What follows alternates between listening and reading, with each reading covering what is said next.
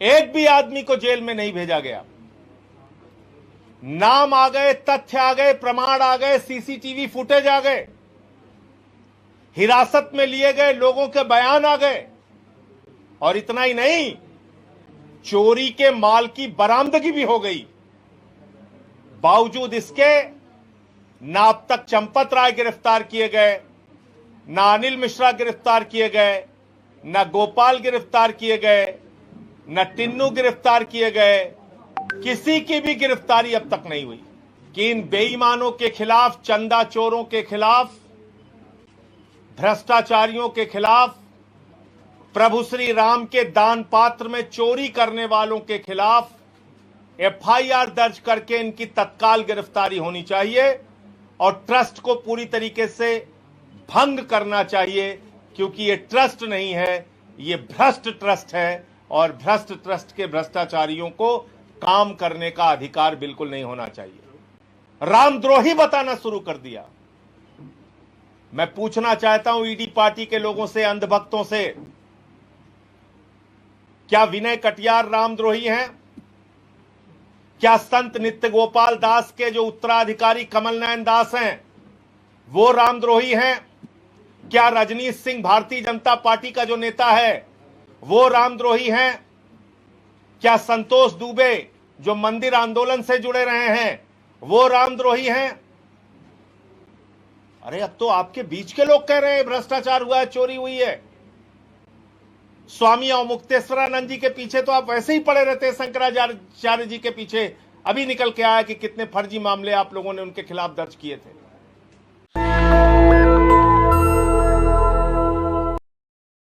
जो प्रभु श्री राम के नाम पर चढ़ावे और चंदे में चोरी हो रही है, उसको पूरा संरक्षण ईडी पार्टी की सरकार दे रही है।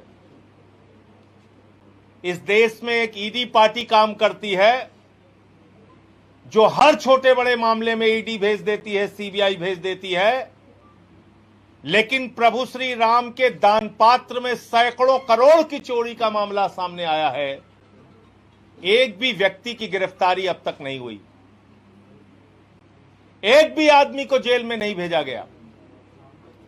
नाम आ गए, तथ्य आ गए, प्रमाण आ गए, सीसीटीवी फुटेज आ गए, हिरासत में लिए गए लोगों के बयान आ गए, और इतना ही नहीं, चोरी के माल की बरामदगी भी हो गई। बावजूद इसके ना अब तक चंपत राय गिरफ्तार किए गए, ना अनिल मिश्रा गिरफ्तार किए गए, ना गोपाल गिरफ्तार किए गए, न टिन्नू गिरफ्तार किए गए, किसी की भी गिरफ्तारी अब तक नहीं हुई। बहुत सारे नाम सामने आए, लौकस मिश्रा का नाम सामने आया, अवनीश शुक्ला का नाम सामने आया। तो इसलिए मैंने स्वयं से अपनी तरफ से जो थाना राम जन्मभूमि क्षेत्र है अयोध्या में, उसके थाना अध्यक्ष को चंपत राय और अन्य अभियुक्तों के खिलाफ ये तहरीर आज मैं भेज रहा हूं और ये मांग कर रहा हूं कि इन बेईमानों के खिलाफ, चंदा चोरों के खिलाफ, भ्रष्टाचारियों के खिलाफ, प्रभु श्री राम के दान पात्र में चोरी करने वालों के खिलाफ एफआईआर दर्ज करके इनकी तत्काल गिरफ्तारी होनी चाहिए और ट्रस्ट को पूरी तरीके से भंग करना चाहिए, क्योंकि ये ट्रस्ट नहीं है, ये भ्रष्ट ट्रस्ट है और भ्रष्ट ट्रस्ट के भ्रष्टाचारियों को काम करने का अधिकार बिल्कुल नहीं होना चाहिए। और इसमें कई प्रकरण हमने दिया है, क्योंकि यह चंदा चोरी आज से नहीं चल रही है। जब मैंने 2021 में यह मामला उठाया था, उस वक्त अगर गिरफ्तारी हो गई होती इन चोरों की तो शायद आज ये नौबत नहीं आती। अगर ये ट्रस्ट उस वक्त भंग हो गया होता तो शायद आज ये नौबत नहीं आती। मैंने 2021 में प्रमाण के साथ बताया था कि किस तरीके से 5 मिनट के अंदर 2 करोड़ की जमीन चंपत राय और उनके गुर्गों ने 18.5 करोड़ में खरीदी। और इस काम में उनके साथ भारतीय जनता पार्टी यानी कि ईडी पार्टी के मेयर उस समय के ऋषिकेश उपाध्याय भी शामिल थे, लेकिन कोई कार्रवाई नहीं हुई। खुलेआम ये भ्रष्टाचारी घूमते रहे। और अब जो मामले सामने आ रहे हैं, चढ़ावे में चोरी, दान पात्र में चोरी, यहां तक कि चांदी सोने की शिलाएं जो दी गई थी प्रभु श्री राम के मंदिर के लिए, उसमें चोरी। मॉरिशस से आई कोई बहुत महंगी बहुमूल्य शिला थी प्रभु श्री राम की, उसमें चोरी। अब तो एक के बाद एक हैरान करने वाले खुलासे आ रहे हैं और हर जगह चंपत राय का नाम आता है। अभी मैंने एक खुलासा किया जिसमें 3 करोड़ की जमीन चंपत राय ने 24 करोड़ रुपए में खरीदी महंत मुरलीदास जी से। उसका भी जिक्र मैंने इस एफआईआर में किया है। इसके साथ साथ सुल्तान अंसारी के साथ जो खरीद हुई थी उसका भी जिक्र किया है और चढ़ावे में चोरी जो है उसका भी जिक्र किया है। इन 3 मामलों के लिए एफआईआर दर्ज करके इन चोरों के खिलाफ कार्रवाई की जाए, ऐसी मैंने वहां के थाना अध्यक्ष के लिए एप्लीकेशन एफआईआर दर्ज करने के लिए लिखी है। इसमें आगे कार्रवाई के लिए हर हद तक हम प्रयास करेंगे। नंबर 1, इसमें जो अब तक घटना हुई है 1 मिनट में बता दूं। अविनाश शुक्ला नाम के व्यक्ति से 5 लाख रुपए बरामद हुआ। लौकुश मिश्रा से कहा जा रहा है 15 लाख रुपए बरामद हुआ। कहा जा रहा है ये चोरी 200 करोड़ के करीब की है और यह भी कहा जा रहा है कि अब तक करीब करीब 50 कर्मचारी संदेह के दायरे में आए हैं। जब यह मामला हम लोगों ने उठाया तो गालियां देना शुरू कर दिया, रामद्रोही बताना शुरू कर दिया। मैं पूछना चाहता हूं ईडी पार्टी के लोगों से, अंधभक्तों से, क्या विनय कटियार रामद्रोही हैं? क्या संत नित्य गोपाल दास के जो उत्तराधिकारी कमल नयन दास हैं वो रामद्रोही हैं? क्या रजनीश सिंह भारतीय जनता पार्टी का जो नेता है वो रामद्रोही हैं? क्या संतोष दुबे जो मंदिर आंदोलन से जुड़े रहे हैं वो रामद्रोही हैं? अरे अब तो आपके बीच के लोग कह रहे हैं भ्रष्टाचार हुआ है, चोरी हुई है। स्वामी और मुक्तेश्वरानंद जी के पीछे तो आप वैसे ही पड़े रहते हैं, शंकराचार्य जी के पीछे। अभी निकल के आया कि कितने फर्जी मामले आप लोगों ने उनके खिलाफ दर्ज किए थे। क्या ये सब रामद्रोही हैं?